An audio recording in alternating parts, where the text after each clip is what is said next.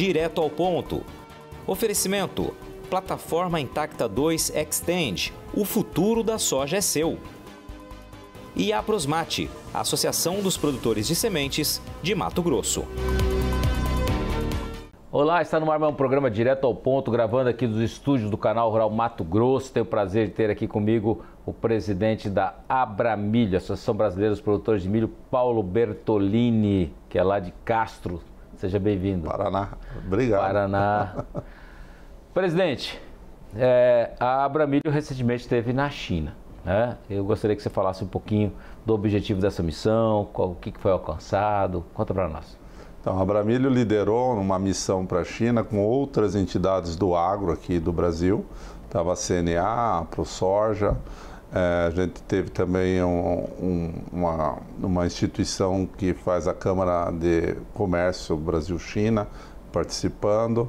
E nessa missão nós tivemos também a participação da senadora Tereza Cristina e do deputado Sérgio Souza. Lá a nossa missão principal era... A Bayer também estava junto, né? A Bayer, obviamente, estava junto. E nessa missão nós tivemos várias reuniões e visitas. Mas o principal motivo que nos levou até a China foi discutir o problema da assincronia dos processos de liberação de biotecnologia entre a China e o Brasil. A sincronia, para explicar para quem está nos assistindo, seria... Você tem uma liberação de uma biotecnologia aqui no Brasil e ela demora muitas vezes 4, 5, 10, 15 anos para ser liberada em outro país, é isso? Então, a China, depende de cada país. A China, ela exige que o país que está solicitando essa liberação tenha já aprovado essa biotecnologia no Brasil. Por isso que demora mais, né? Por isso. E aí, só que a empresa que tem a tecnologia não disponibiliza no mercado esse produto sem que antes tenha sido aprovado nos principais destinos dessa produção. Isso acontece com a soja e também acontece com o milho. Então, nós temos produtos, por exemplo, de sexta geração para a lagarta do cartucho, que já está aprovado no Brasil já há algum tempo. E lá na China já está com mais de 4 anos esperando para que seja aprovado. Então nós botamos isso na mesa, isso é um problema, porque o agricultor brasileiro fica esperando uma tecnologia que já está aprovada para ter uso, para poder fazer uso dela. E aí a gente mostrou que isso é um prejuízo, né? E aí isso também gera uma insegurança alimentar, uma redução um aumento de custos na produção e que não é bom para ninguém. Então, o chefe da Embrapa Soja, o Alexandre Nepomuceno, sugeriu que a gente caminhasse numa colaboração com a China, parecido com o que o Brasil fez com a Argentina no ano passado, em que algumas etapas desse processo aprovatório, um país reconhece mutuamente o que se fez, o que se estudou no outro país. Então, esse é um caminho que a gente está fazendo. Nós montamos uma aliança de entidades no Brasil. A CropLife está liderando isso, mas também tem a Biov, a ANEC nesse envolvimento, para que, juntamente, todas essas entidades, junto com o governo brasileiro, o Ministério da Agricultura, a gente possa discutir numa só voz, numa força maior com a China, propondo soluções que possam reduzir esse prazo provatório. Agora, lá vocês tiveram reuniões, né, com a pesquisa, coisa. Como é que foi a aceitação? Quer dizer, que na verdade o Brasil foi lá falando, olha, precisamos que seja mais célere, seja mais rápido. Como é que foi a aceitação, por exemplo, com quem a Abramilho conversou lá, com quem essa missão conversou lá? Além de dar esse exemplo de que já está funcionando entre Brasil e Argentina, a gente mostrou também que a nossa CTN Bio aqui no Brasil é uma das mais eficientes, né, regulatórias, né, instituições regulatórias no mundo. Inclusive a China, com tecnologia deles, sendo aprovado aqui rapidamente, em questão de 1 ano, e nós pedindo aprovação lá e com mais de 4 anos de espera.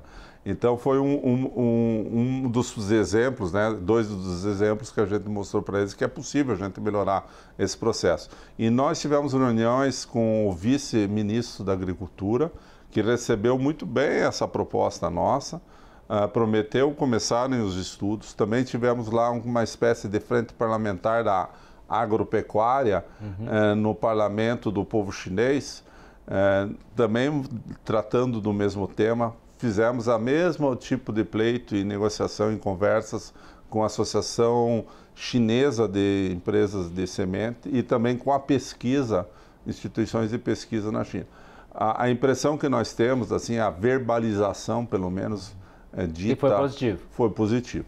Depois da volta de lá, sei que vocês tiveram uma reunião com o ministro Carlos Fávaro. Qual foi o assunto? O Ministério está engajado nisso? O Ministério tá dando apoio para que seja... Tem esse sincronismo, né? A gente tem hoje um assincronismo, a gente quer o sincronismo, ou seja, a prova aqui pelo menos seja...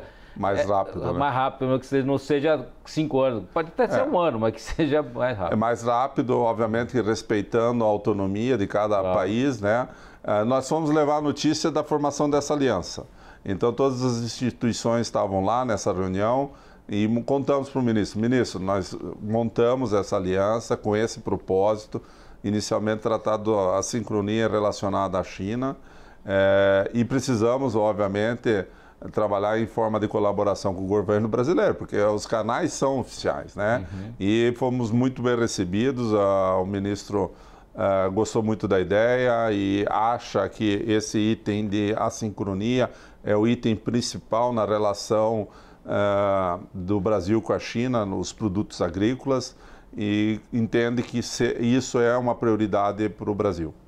Agora, vocês tiveram conversa, por exemplo, com outras empresas também, e a gente teve uma notícia positiva com relação ao milho, né? Que tem uma preferência pelo milho brasileiro. Conta então, foi uma surpresa muito satisfatória, porque dizem que o povo chinês é um tanto fechado, e ali nessa workshop que a Abramilho organizou, durante um dia inteiro em Pequim, de apresentações, reuniões, e ali tinham os consumidores do nosso milho.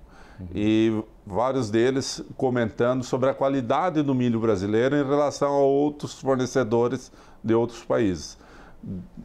Abertamente. Então a gente ficou muito satisfeito, trouxemos essa notícia também para o ministro Fávaro, que o milho brasileiro é reconhecido como um milho de alta qualidade. Isso é positivo.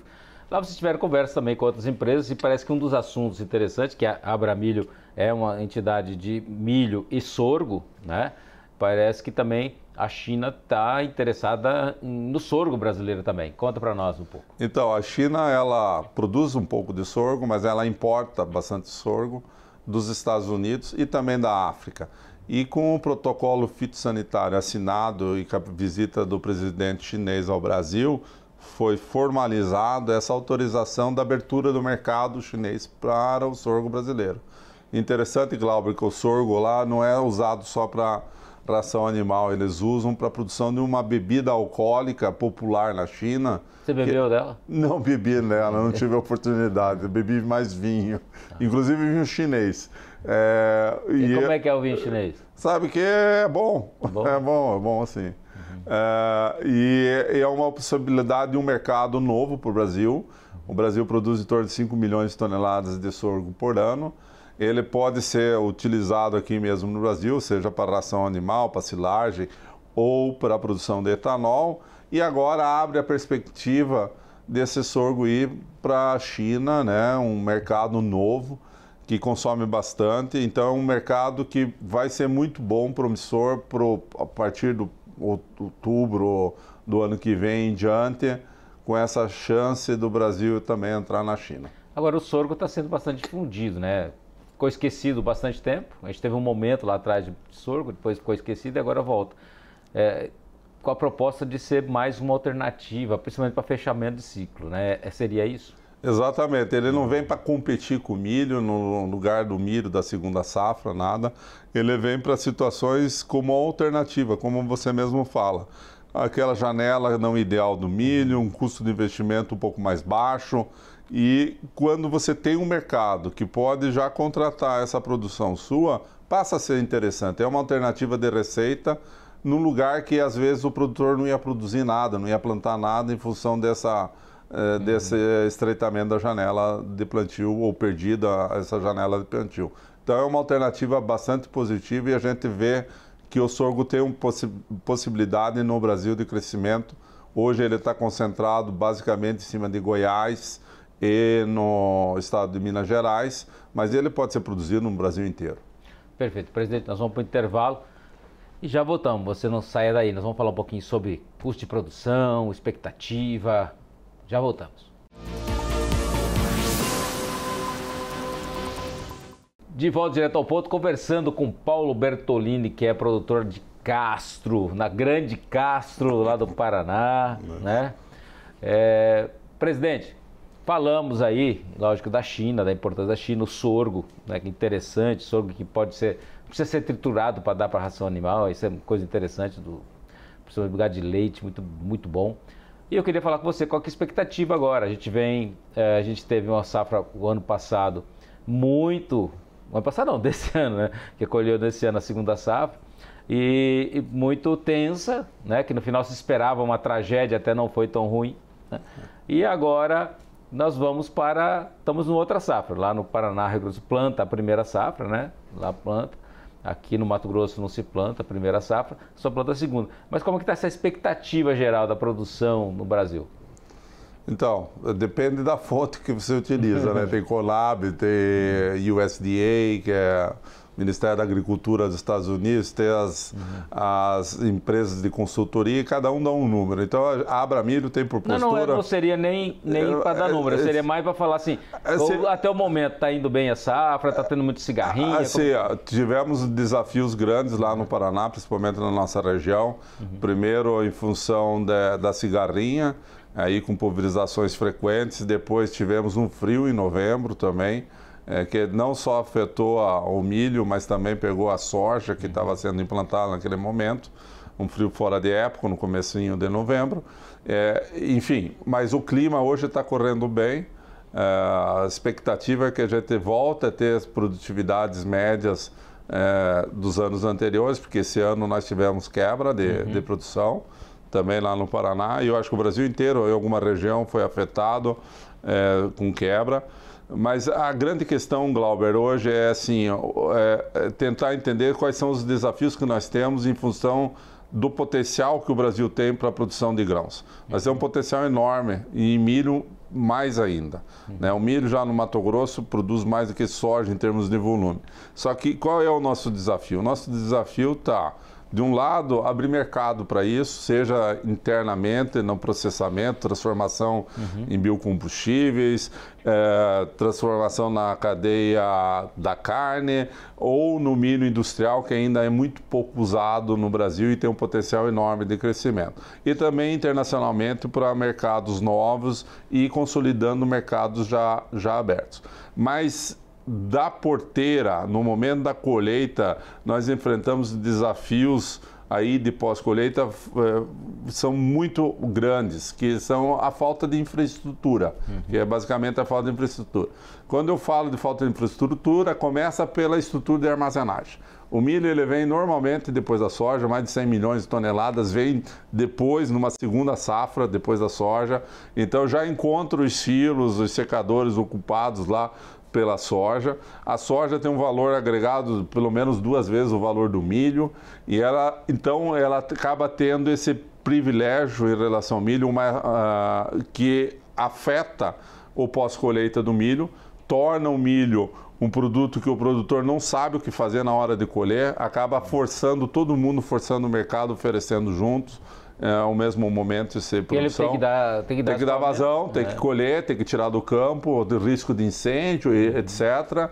E ele precisa dessa vazão. E aí começam os prêmios a caírem muito. Isso entra num ciclo vicioso de perde-perde. Então, o primeiro ponto que nós temos que resolver, e isso já passou do tempo, sinceramente, é a questão da armazenagem no Brasil. Nós temos um déficit crescente de 5 milhões de toneladas, que o déficit cresce todos os anos, hoje já alcança 120 milhões de toneladas, e além disso, a nossa armazenagem, o que nós temos de disponível de armazenagem no Brasil, 85% está fora da fazenda, está lá nos centros urbanos, centros industriais e portos.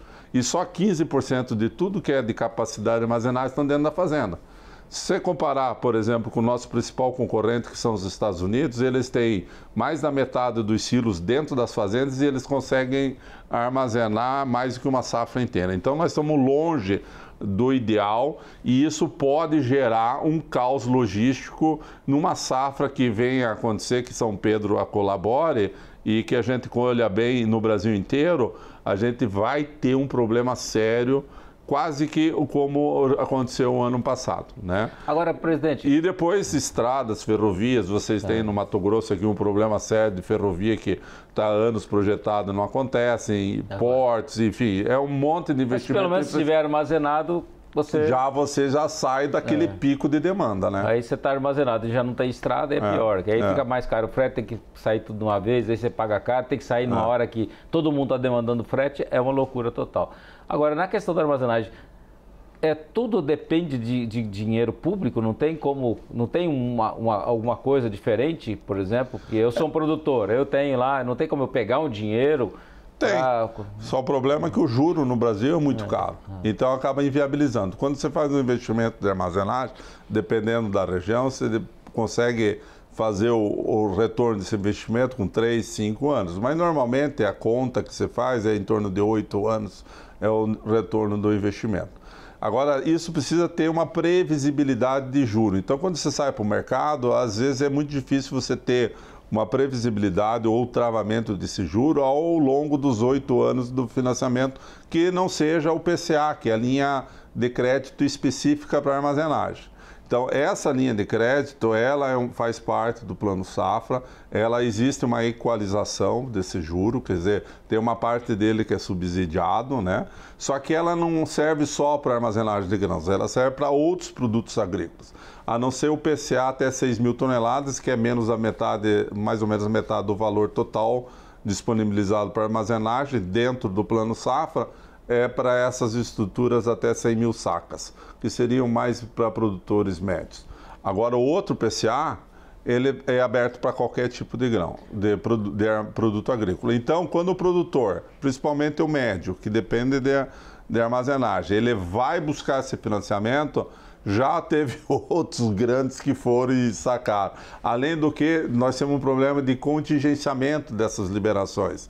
Então, uma coisa é o que é anunciado, outra coisa é o que é tomado efetivamente e liberado ao longo dos anos. Agora, presidente, vamos pegar assim, no caso de colheitadeira, por exemplo, ou um trator, seja o que for, você consegue comprar fora do Plano Safra, né? Você consegue comprar uma colheitadeira, apesar que tem sempre aquelas coisas todas. Ou você consegue comprar um carro. Consegue. Né, com taxas de juros razoáveis.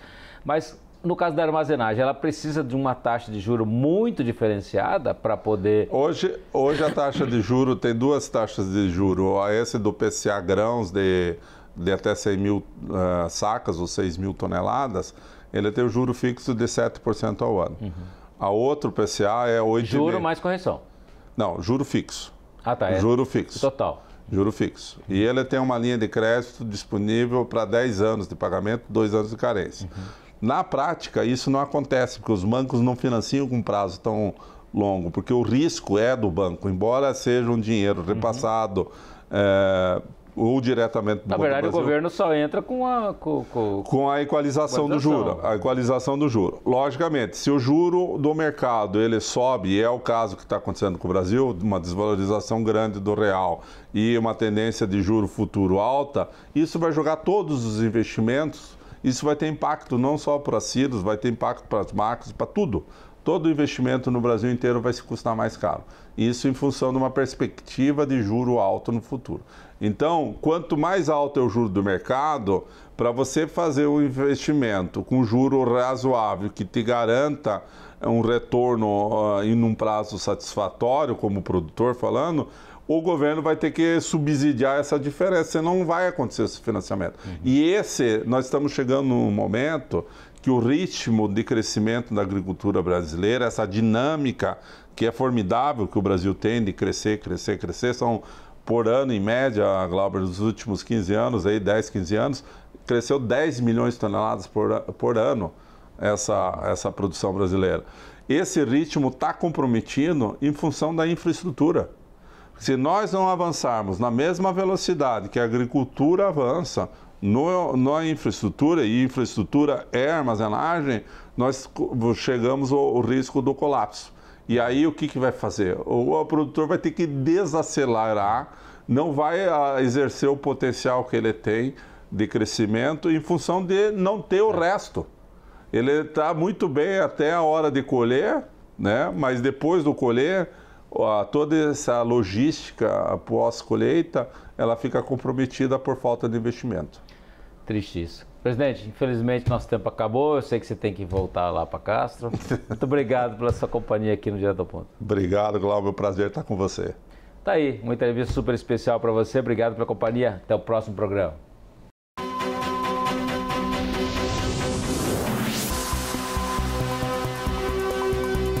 Direto ao Ponto. Oferecimento: Plataforma Intacta 2 Extend. O futuro da soja é seu. E a Aprosmate, Associação dos Produtores de Sementes de Mato Grosso.